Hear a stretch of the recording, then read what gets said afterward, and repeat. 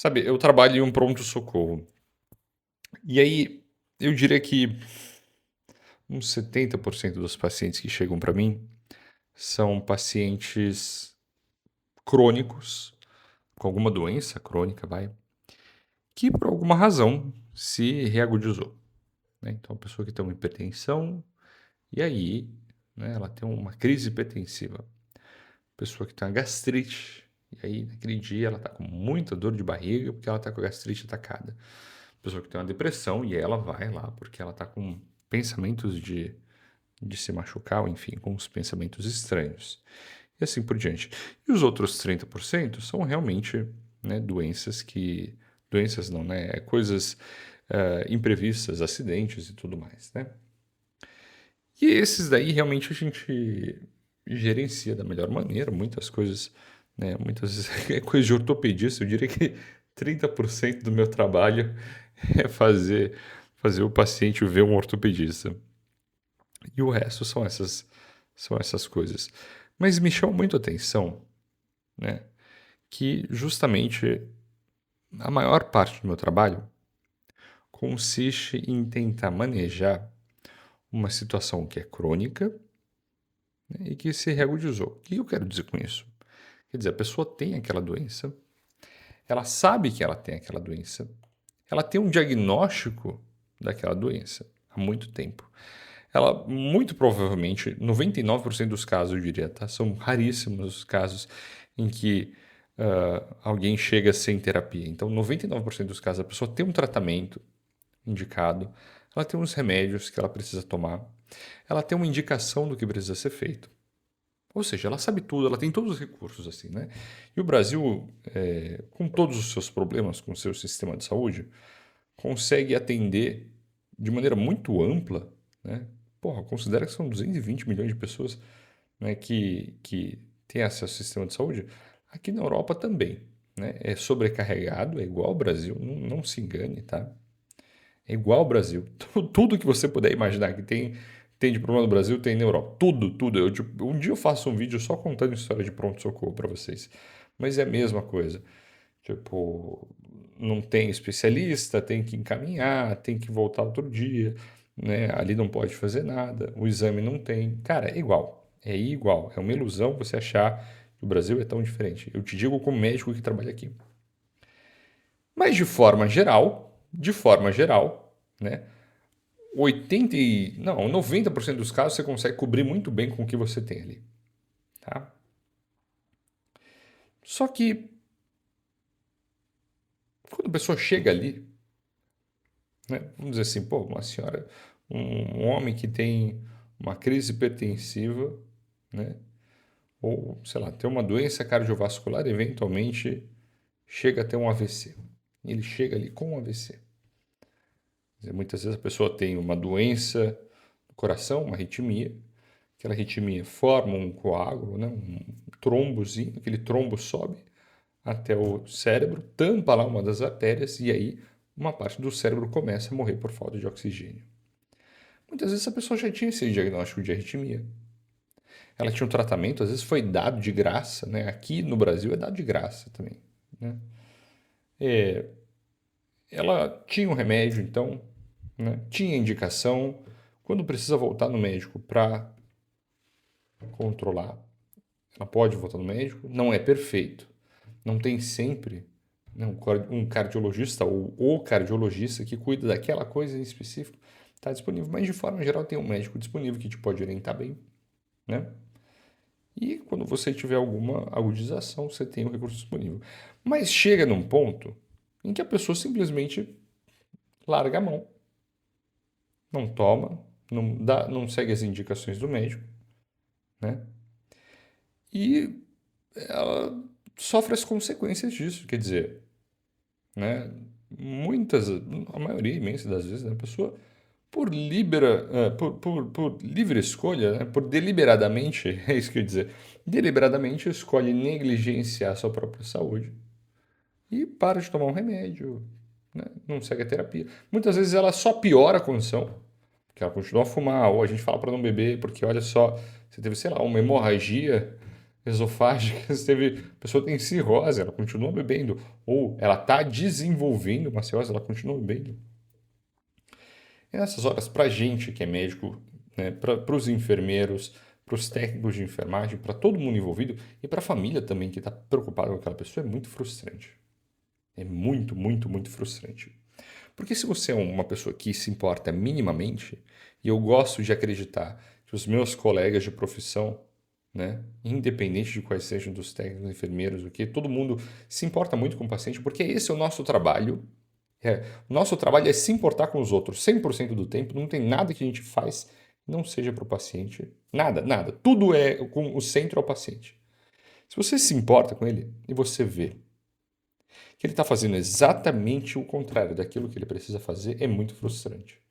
E eu digo com o coração aberto. Às vezes, como médico, eu fico muito puto. Eu fico muito puto, cara. Muito puto. Porque eu vejo o quanto tem pessoas que ficam frustradas e o quanto a economia e o quanto todo mundo sofre com imposto, por exemplo, que é pago para poder financiar remédio, para poder financiar a infraestrutura, para poder financiar os médicos, para poder financiar os enfermeiros, porque tudo isso é pago com imposto. Quem paga é quem paga imposto. Para uma pessoa que tem tudo ali à disposição, tem o remédio, tem o médico, tem um hospital, tem o médico de base se precisar, o médico de família se precisar, tem a enfermeira, tem o enfermeiro, o técnico de enfermagem para ajudar, tem tudo, tudo, tudo, tudo, tudo, tudo. E ainda assim, ela escolhe. Ninguém aponta uma arma na cabeça dela e fala assim: você não vai tomar um remédio hoje. 95% dos pacientes que chegam lá é porque eles escolheram. Só falar, ah, foda-se. E aí a gente fica muito frustrado porque a gente vê que todo mundo está pagando imposto. Você tem gente em volta preocupada, os familiares estão preocupados. Às vezes veio mãe, pai, veio esposa está ali, cara, aqui com sofrimento. A pessoa está com o coração na mão porque ela está vendo alguém com quem você realmente se importa, né? Com quem ela realmente se importa, sofrer pelas consequências dos próprios atos. Porque ela decidiu falar: foda-se, não vou fazer o que precisava fazer. Né? E quando você paga na saúde, você paga muito caro. Porque saúde não é igual dinheiro, que você faz alguma coisa e ele volta, sabe? Tipo, você só perde, não tem como você ganhar de novo. Tipo, sabe, no máximo se você é obeso, sei lá, você é hipertenso, você tem hipertiroidite, você corrige aquilo. Mas os riscos que você adquiriu com a doença, eles não somem. A pessoa que fumou e ela para, ela sempre vai ter um risco, sabe? Sempre vai ter o risco mais alto de desenvolver câncer de pulmão. E aí você vê que os familiares estão ali preocupados e a pessoa, foda-se. Você vê as pessoas do governo, cara, né? Ah, mas o governo é ruim. Não, foda-se, cara, não quero entrar em discussão de política aqui, não. Tá? Tem pessoas muito, muito sérias, muito técnicas do governo que quebram a cabeça para tentar fazer de um jeito que o tratamento chegue nessa pessoa, sabe? Que o recurso chegue até você, que a infraestrutura chegue, que tudo esteja organizado de maneira a disponibilizar ao máximo, sabe? Um tratamento, uma infraestrutura, um insumo, né? Porque você precisa de gás, você precisa do remédio chegar com a marca certa, com a dosagem certa, você precisa ter transporte, você precisa ter lugar para fazer isso, você precisa ter toda uma infraestrutura tá funcionando. E tem gente técnica no governo, em todos os governos, tem pessoas que realmente se importam com isso para fazer essa merda funcionar. E você vê uma pessoa que, foda-se. Pessoa que muitas vezes tem tudo, né? Ah, mas ela não é rica. Foda-se, dinheiro não é tudo. Tô falando de, pô, o básico assim. Você pegar e cuidar da sua própria saúde, ela foda-se. E aí, você vê que essas pessoas, elas não têm só esse comportamento com a própria saúde. São pessoas que, de maneira geral, elas têm um comportamento assim com tudo. E é assim também na vida. Eu, como médico, eu só posso fazer um diagnóstico e te indicar qual que é o melhor tratamento para você fazer, com os recursos que eu tenho à disposição e que eu sei que você tem à sua disposição. Porque também não adianta eu te mandar fazer uma coisa que você não tem condições de fazer. Aí eu sou um médico de merda também. Mas é a mesma coisa na vida. Tem pessoas que você vê que tem tudo. A pessoa tem tudo. Tem casa, comida, sabe? Tem um teto para dormir. não mora na rua, tem família, tem pessoas que se importam, tem todo mundo, um mundo mesmo, um universo inteiro que gira, tá? Pra essa pessoa tá bem. E o que essa pessoa faz? Ela caga pros seus conselhos. Ela caga pro bem-estar, ela caga para as coisas que ela sabe que ela tá fazendo errado. Ela sabe, ela sempre sabe, as pessoas sempre sabem quando estão fazendo errado. Mas elas decidem só. E eu digo que você é assim também. Eu sou assim também, para algumas coisas. Tem muitas vezes que eu penso, eu sei que eu precisava estar estudando, mas eu vou ver um vídeo no YouTube. Eu vou me distrair aqui. Ah, eu devia estar lendo, eu deveria estar estudando porque eu tenho uma prova vindo.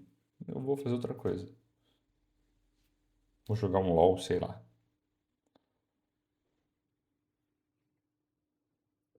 Tem um mundo em volta de mim, que depende de mim, que se importa comigo, e eu não posso me dar o luxo, eu não posso ser negligente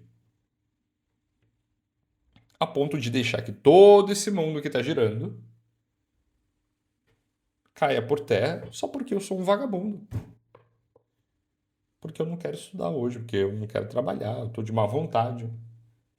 Por quê? Porque senão, para que servem todas essas pessoas que estão em volta de mim? E aí vem um pulo do gato. O pulo do gato é que você pode indicar o tratamento. Você pode dizer para uma pessoa qual que é o melhor que ela tem que fazer, o que ela precisa fazer. Você não pode forçar ela a fazer isso. E eu vejo que 99% das vezes você está desperdiçando recursos, você está perdendo tempo, você está perdendo dinheiro, você está perdendo sentimento na sua vida, porque você está depositando isso em alguém que não quer te escutar. E não tem motivo nenhum para você continuar. Nenhum. Nenhum. Só que você fazer essa ruptura é a coisa mais difícil de fazer. Eu, como médico, não posso fazer isso. Né? Eu não posso simplesmente dar alta para um paciente e falar assim: o problema é teu, faz a porra que você quiser. Eu indico. Eu falo o que é melhor e a pessoa decide o que ela faz. E tem que ser assim. É muito difícil, muito frustrante. Você vê que muitas vezes a pessoa não se importa. Mas se você não faz isso, você está fadado a uma vida de sofrimento, querendo carregar o mundo nas suas costas, porque você não pode salvar todo mundo. E aí você tem que fazer a dura escolha de salvar só quem quer ser salvado. Eu não posso abrir a boca de alguém e forçar ela a tomar remédio. Ela vai ter as consequências dela depois. Eu vou estar lá também, quando as consequências aparecerem. Mas não sou eu sofrendo as consequências. Eu estou fazendo meu trabalho, eu estou fazendo o melhor que eu posso. Mas quando essa pessoa sofre as consequências, ela está sofrendo as consequências praticamente sozinha. E assim você também tem que prestar atenção nos momentos da sua vida em que você, no máximo, pode indicar para uma pessoa o que fazer, apontar o que está errado, o que está certo. Falar assim: olha, eu acho que isso aqui não vai te fazer bem. Ou você está se fazendo mal com isso. Isso está te fazendo mal. Você está machucando outras pessoas, você está colocando outras pessoas em risco. Você está colocando todo o esforço de todo mundo que está em volta de você, toda essa infraestrutura. Sua família, às vezes sua namorada, seu namorado tá te apoiando. Você está colocando tudo isso que todo mundo que se importa com você, cara, e você vai deixar eles na mão? Você vai deixar o esforço deles em vão? Às vezes é um grupo de pessoas que está te suportando para você estudar para uma prova, está suportando você na sua troca de carreira, está te apoiando porque você decidiu que você quer mudar de carreira, você quer começar uma coisa nova, ou não, você está passando por um período barro na sua vida, porque sei lá, cara, você está bebendo muito, né? Você está saindo muito, você não se encontrou na vida, né? Ou você não superou aquela namorada, aquele namorado. Todo mundo tá te falando: olha, não tá legal isso, velho, não tá legal. Você tá jogando muito jogo, você tá viciado nessa merda, tá fumando muita maconha. Todo mundo tá se esforçando ao máximo para poder te dar o melhor, para te dar todas as condições. O que você vai lá e faz? Você caga para todo mundo. Ou você faz parte das pessoas que tá ali, tá se esforçando. Nessa hora você tem que fazer aquilo que o médico faz. Que é, a minha parte eu fiz. Eu sei que a minha parte eu fiz.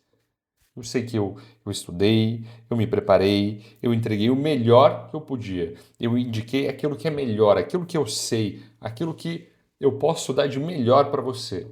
Eu entreguei todos os meus recursos, a coisa mais valiosa. Eu como médico, eu não tenho nada. Eu não tenho empresa, eu não tenho uma fábrica, entendeu? Eu não tenho maquinário, eu não tenho loja, cara. A única coisa que eu tenho que presta tá aqui dentro. Então é só isso que eu consigo dar. Lá ele.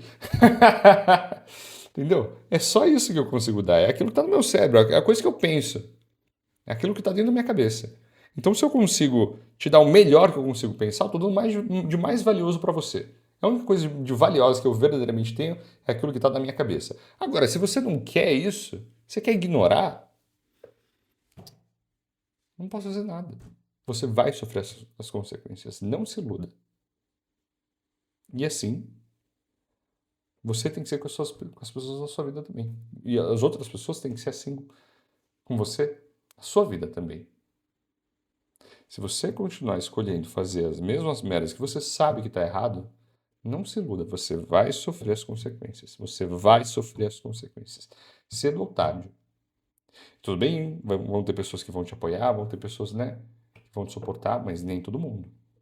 Esteja pronto para o momento chegar em que vão ter pessoas que não vão te apoiar, porque vai ter gente que não vai ser como eu. Eu não posso me excusar e falar assim, não, não vou te atender, foda-se. Primeiro porque é antiético, segundo porque é um crime, e terceiro porque vai contra a minha profissão. Tipo assim, minha profissão é essa, eu não posso fazer isso. Mas assim, na sua vida pessoal, vão ter pessoas que vão falar assim, caralho, eu te avisei que ia dar merda. Sabe? E dependendo do tamanho da merda que você fez, não tem volta. Algumas coisas você consegue consertar. Na saúde, 99% dos casos não tem volta. Ou se tem, volta só parcialmente. Agora, na sua vida, algumas coisas você conserta, outras não tem volta. Não tem volta. E aí vão ter pessoas que vão falar pra você: eu te avisei que ia dar merda. Eu te avisei que isso ia acontecer. Mas você não quis ouvir ninguém. Então, eu fiquei pensativo porque hoje terminei um turno pesadão do pronto-socorro e eu vi muitos casos assim, mais do que de costume. Um rapaz que fumava 3 maços de cigarro por dia. A mãe era uma tabagista de longa data, fumava 2 maços de cigarro. O pai também fumava 3 maços de cigarro. E assim, ele não queria parar. Ele dizia, eu não sou viciado em cigarro. Eu falei, olha, tem certeza? Tipo assim, bom, e ele tinha ido por uma outra queixa, ele estava com refluxo, mas assim, eu falei, olha, o tabaco não te ajuda, sabe? Piora o seu refluxo. Ele, mas eu não vou parar. Então tá bom. O que eu vou fazer? Eu vou tirar o cigarro de você? Eu não posso? E nem se eu pudesse eu faria, porque o que vai adiantar? Você vai sofrer as consequências disso cedo ou tarde. Eu vou estar aqui no pronto-socorro, mas. Então, quando eu falo assim que você tem que aprender a blindar sua mente, eu acho que. Opa, tinha um mosquito aqui. É também por isso, sabe? É também para você aprender que tem momentos que você precisa saber dar ouvidos, né? Blindar sua mente contra distrações, mas não contra tudo. Não contra as coisas verdadeiramente importantes. É isso.